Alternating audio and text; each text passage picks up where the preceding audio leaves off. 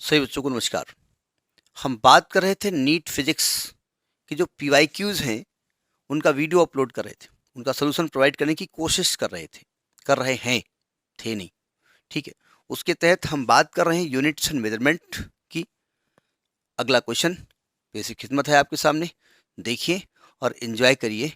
NEET physics PYQs topic units and measurement. देखिए, ये PMT 1990 में पूछा गया, 1993 में पूछा गया, 1997 पूछा गया, जिस साल हमारी शादी हुई थी। नहीं मतलब हमने एग्जाम नहीं दिया था।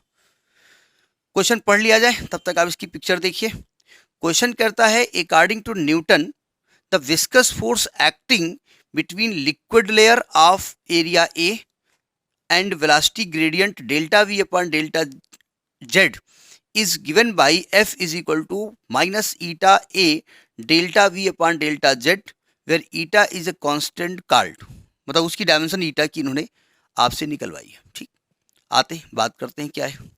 क्या क्वेश्चन कहता है, हम जानते हैं कि अगर जैसे कोई आप पढ़ चुके हैं, विस्कोसिटी में आपने पढ़ा है, जैसे कोई नदी हम ले लें तो नदी का जो बॉटम होता है यहाँ पर लिक्विड की लेयर लगभग स्टेशनरी होती है, और जैसे जैसे बॉटम से ऊपर की तरफ जाओगे वैसे वैसे वेलोसिटी बढ़ती है।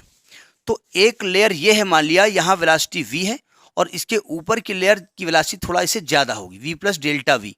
ठीक, और अगर इनके बीच की दूरी हम डेल्टा जेड मान लें तो हम जानते हैं delta V upon delta Z को वेलोसिटी ग्रेडियंट कहते हैं।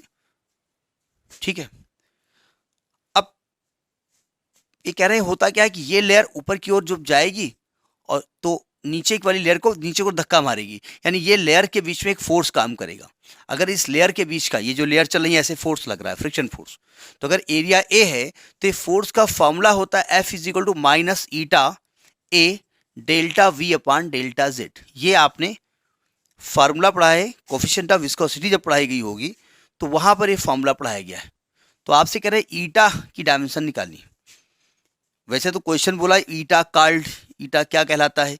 अब चूंकि हम जानते हैं ईटा जो है कोफिशिएंट ऑफ विस्कोसिटी कहलाता है, लेकिन चूंकि डायमेंशन आपको दी हुई है तो डायमेंशन निकाली गई। इसके पहले भी आपने क्वेश्चन देखे होंगे कि ईटा की डायमेंशन बहुत बार निकाली गई है, कई कई फॉर्मूले से निकाली गई है। ठीक, तो हम इस फॉर्मूले से निकालते हैं। देखो निकालने का तरीका साफ साफ दिख रहा है। अगर मैं यहाँ पर ईटा की वैल्यू निकालूँ, हमें माइनस से कोई मतलब नहीं है, वैसे तो यहाँ माइनस लगा हुआ है शायद बुक में, ये प्लस माइनस भी होता है। ठीक है, तो ईटा निकालेंगे तो इधर एफ लिखा है, डेल्टा जेड का मल्टीप्लाई हो जाएगा, ए का डिवाइड हो जाएगा और डेल्टा वी का मल्टीप्लाई हो जाएगा नीचे।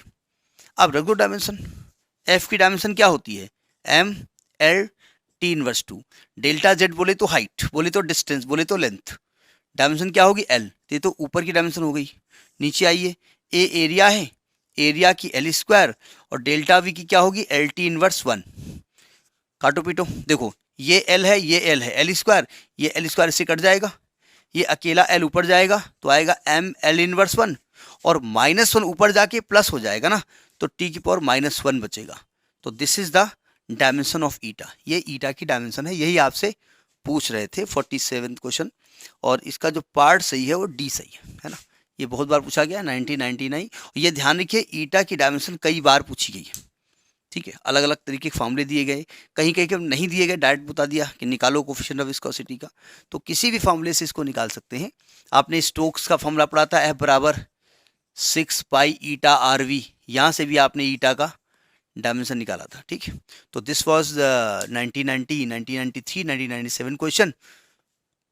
Study this question next video. Thank you.